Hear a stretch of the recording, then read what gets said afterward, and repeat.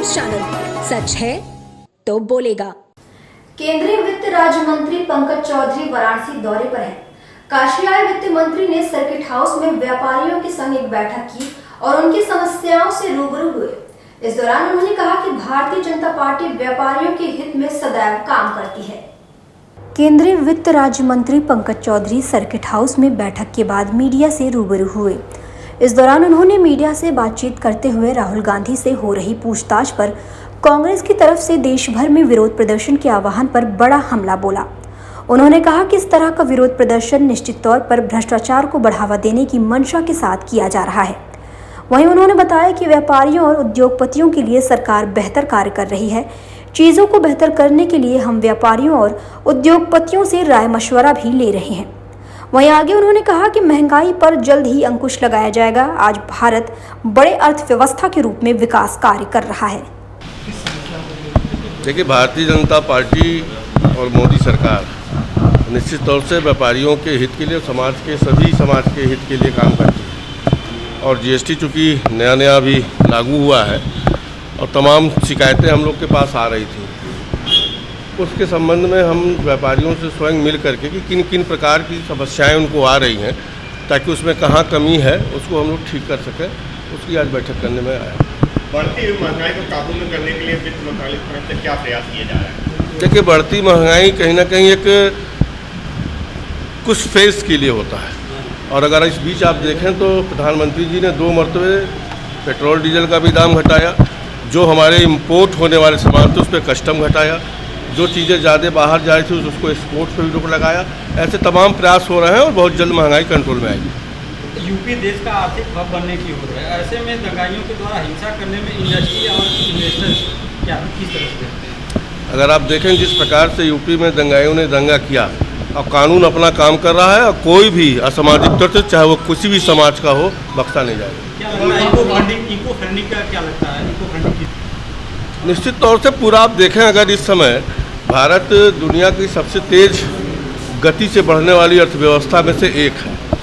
Import हमारा, FDI हमारा निश्चित तौर से करीब $500 अरब से ज़्यादा 8 साल में मोदी सरकार में आया है। और रिकॉर्ड हम एक्सपोर्ट कर रहे हैं, $436 अरब के करीब हमारा एक्सपोर्ट है, कोविड काल होने के बाद भी। तो कहीं ना कहीं अर्थव्यवस्था में हमारी सुधार हो रही है और प्री कोविड के काम हम पहुँच गए। अब कानून अपना काम कर रही है और इस भक्ति प्रदर्शन का कहीं ना कहीं लगता है कि भ्रष्टाचार को बढ़ावा देने के लिए या कानून को अपना काम करने से रोकने के लिए ये सारे कदम उठाए जा रहे हैं।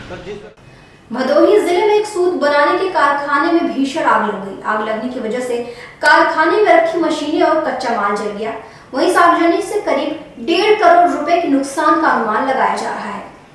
कोतवाली इलाके में स्थित सूत बनाने के कारखाने में भीषण आग लगने पर स्थानीय लोगों ने कारखाना संचालक को इसकी सूचना दी, जिसके बाद मौके पर पहुंची दमकल की 3 गाड़ियों ने आग बुझाने का प्रयास किया।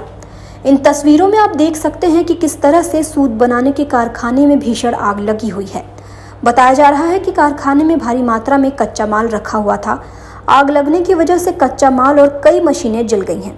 भीषण आग से करीब 1.5 करोड़ रुपए के नुकसान होने की आशंका जताई जा रही है।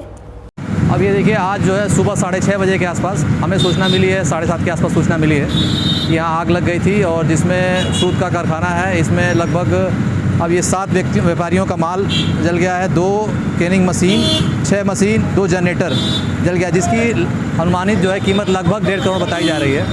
तो इसकी और जांच हम करेंगे और क्या क्या है और जो भी संबंधित इसका मुआवजा होगा जल्द से जल्द हम इसको दिलवा देंगे। हम घर पे थे और बाथरूम में गए, उसके बाद फ़ोन बज रहा था मेरा।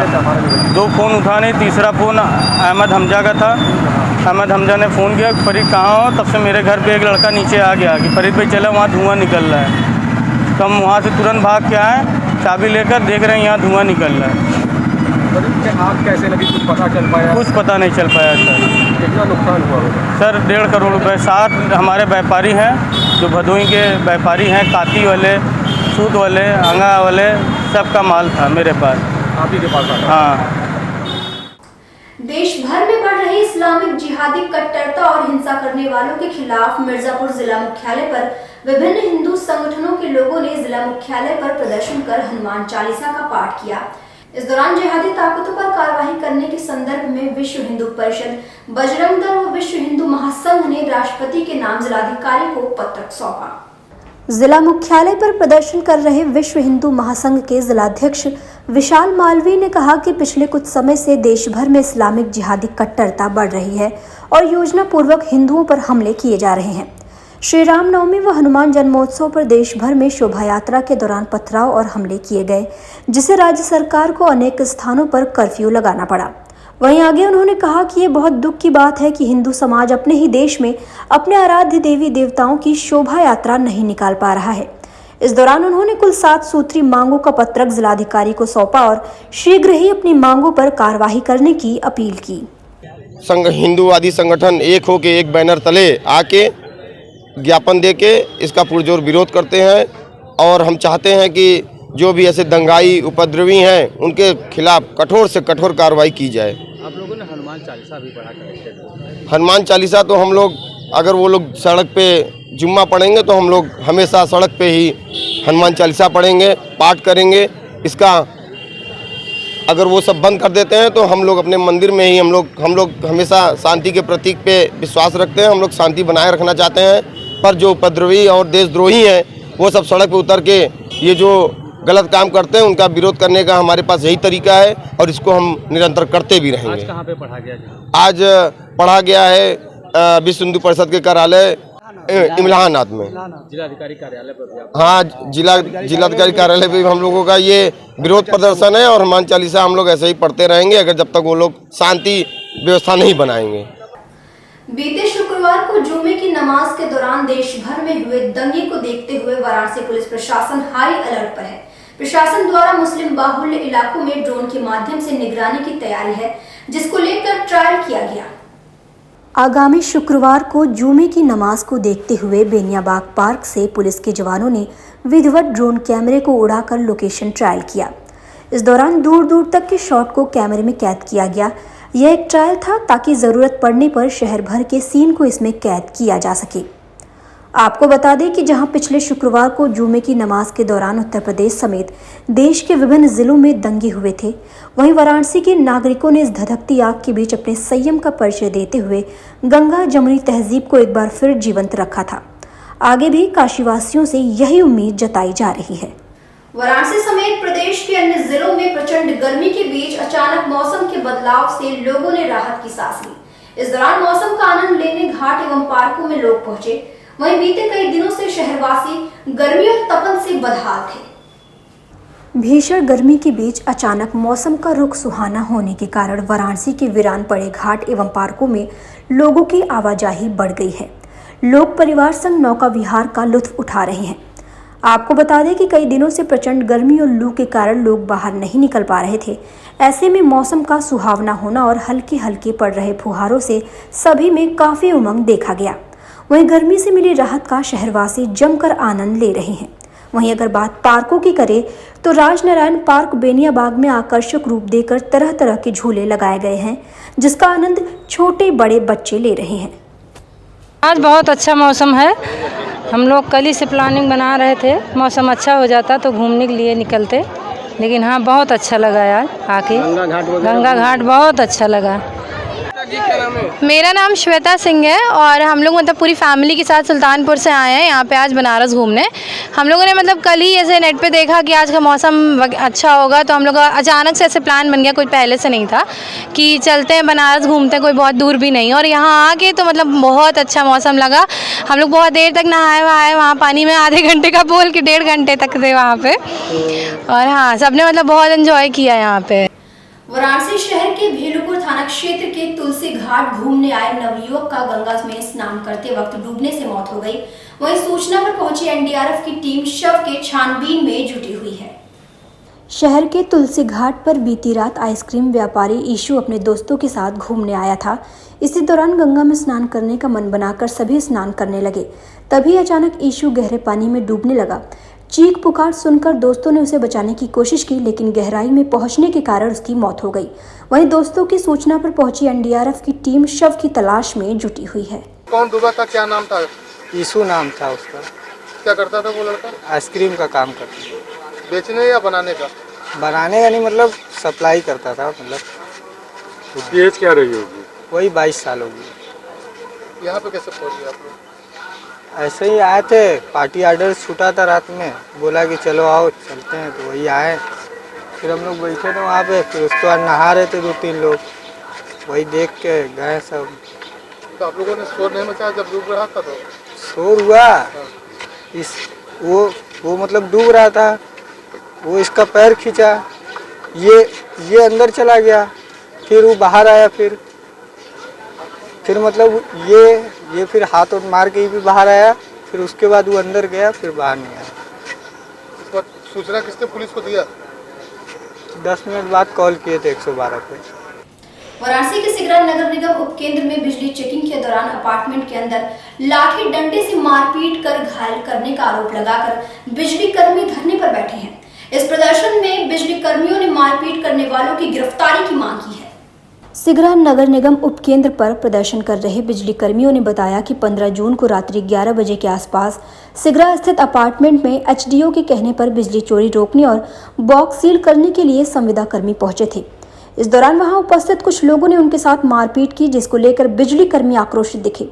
वहीं इस मामले में संविदा कर्मियों ने बिजली चोरी व सरकारी काम में बाधा और मारपीट में मुकदमा पंजीकृत करने के लिए तहरीर दी है।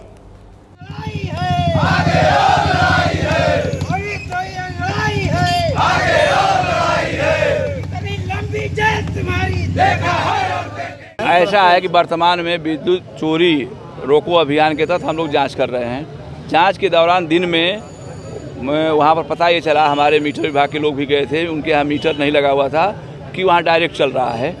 हम लोग भी पहुँचे, देखे कि डायरेक्ट चल रहे हैं। एक मीटर था जिसको कि मीटर के पहले से काट करके चलाया जा रहा था, और एक में डायरेक्ट केबल द्वारा चलाया जा रहा था। सिंगल फेज का कनेक्शन ले करके और 3 फेज की केबल लगा करके मोटी चलाया जा रहा था। हम लोगों ने उसको कटवाया। कटवाने के बाद वहाँ पर जो उससे जुड़े हुए थे लोग थे, वो विवाद पैदा करने लगे, अनाप शनाप गालियाँ वगैरह देने लगे। उसके बाद हम लोगों ने अपार्टमेंट की लाइन खुलवा दिया कि जब तक यहाँ कोई व्यवस्था नहीं होगी कि। और क्या कर रहे थे कि उसमें जो बसवार था, बसवार में ताला अपना बंद किए हुए थे, उसकी चाबी नहीं दे रहे थे। बड़ा मेहनत से तो चाबी दिए, तब वो जाकर खुला तो ये काम हुआ। उसके बाद हम लोगों ने कहा कि जब तक कोई व्यवस्था नहीं होगी कि बसवार की चाबी हमारे पास रहे और वहाँ चोरी न हो, इसकी कोई गारंटी नहीं लेगा, तब तक हम लोग लाइन चालू नहीं करेंगे।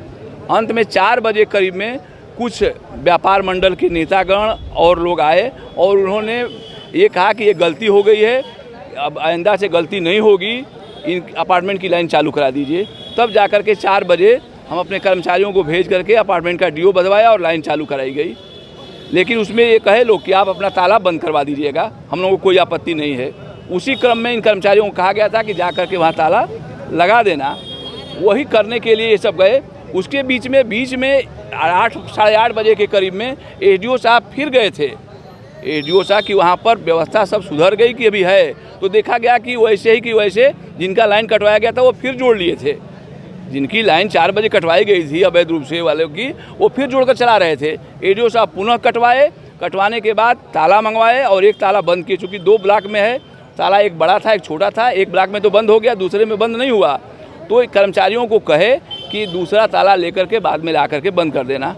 वही कर्मचारी बंद करने के लिए पेट्रोलिंग करते हुए गए थे, कहीं और तो नहीं जुड़े हैं। और उसका परिणाम ये हुआ कि वो अपना खुन्नस निकाल करके क्यों हमारी लाइन काटवाए हैं, वो मारपीट किए, कर्मचारियों को बुरी तरह से मारे। सर हमारे साथ ये कुछ हुआ, एसडीओ साहब ने हमको भेजा था कि जाओ वहाँ पैनल पे चेक करो, कहीं ऐसा तो नहीं। 11 बजे के आसपास हम लोग बोले थे कि 11 बजे तुम जाओ वहाँ पे चेक करो, कहीं वहाँ पे फर्जी लाइन तो नहीं चल रही है। अगर चल रही है तो उसका फ़ोटो खींच के मेरे मोबाइल पे व्हाट्सअप करो और पैनल को लॉक कर दो। ठीक है सर। हम थे और मेरे स्टाफ ये अजय थे और हमारे चाचा ये थे सुरेश अंकल, हम लोग तीनों लोग गए थे वहाँ पे। जैसे गेट पे एंट्री किए हम लोग पूछा गया हम लोग से, तुम लोग क्यों आए यहाँ पे? तो सर हमारे अधिकारी एसडीओ साहब ने हमको भेजा है कि ये पैनल को लॉक कर दो और देखो कोई फालतू केबल वेबल कहीं अगर कोई कनेक्शन चला रहा है तो उसका कनेक्शन काट दिया जाए और उसका व्हाट्सअप मेरे मोबाइल पर भेज दिया जाए। तो हम लोग जैसे गेट के एंट्री किए हम लोग से बदसलूकी करने लगे। उसके बाद गार्ड से गेट बंद करवाएं और हम लोगों के ऊपर हावी हो गए, मारना पीटना चालू कर दी सर।